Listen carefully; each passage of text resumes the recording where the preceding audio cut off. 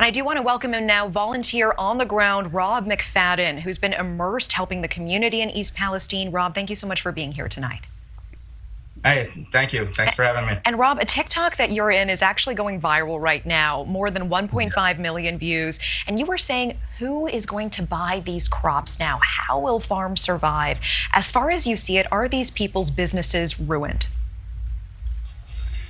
Well, from what I can see, I'm just a guy down the road 40 miles in Canton, Ohio. And, what drove me to come do this was I didn't see a lot of news on the national media about this area. So I wanted to dive into it a little deeper. And I got into the Facebook groups of the community. And I saw these people needing water, needing help, needing assistance, and just not getting anything, So there's this immediate need. And then beyond that, these businesses are suffering. Rent's still due. And the crops, after an explosion like on your screen right now, is anybody going to want to be buying crops from this area? I think I'd be avoiding them. Yeah, this place is basically gonna end up becoming a dead city, with the amount of like contaminants that are leaking into the water supply, the ground, and the air. I mean, all the animals in the area is going to be affected. The plant life is going to be affected, and there's going to be a large dead zone because of it.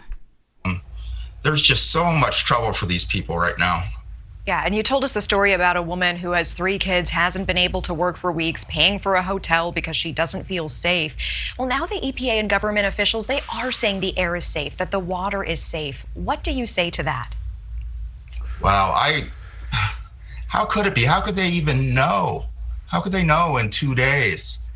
Those people had to go back into their homes and wipe this like translucent rainbow sheen off of everything, wash all of their clothes and what may be poisoned water. I have no idea how they could know that the water is safe right now. The water is definitely not safe when people are like taking showers and developing rashes and stuff from it, where you can put something in water and see a rainbow sheen come out from the ground. Now that area is not safe. They were siphoning water out of like a storm drain coming off of where the site was, and I saw somebody with an EPA jacket on, and I went over and talked to them and said, "So you're saying that this water right now is safe to drink and safe to bathe in, right? That's what's been determined, and that's the message that's being sent up to the government, and that's being used to make decisions whether this is declared a disaster area, right?" And he said, "Well, yes, the water is safe." And then I had, there was my opportunity to ask that question: would you let your grandchildren drink it? So I said, "Would you be willing to come down here and make these people comfortable and have your grandson drink a glass of this tap water in front of people?" And he hung his head and said, "No, I wouldn't." And Yeah, because he knows he got caught in a lie that the water is definitely not safe for anybody to be in. walked away. He threw up his hands. He said, "But what are we supposed to do? We can only go by the data." And I'm just saying there's not enough data here. And to make these people go back into their homes and wipe everything down and just go get a hotel room. Some of these people are living paycheck to paycheck. This isn't the high rent district right next to the tracks, Yeah. and it's just putting these people in a horrible situation and, making them question whether they're poisoning their children or not.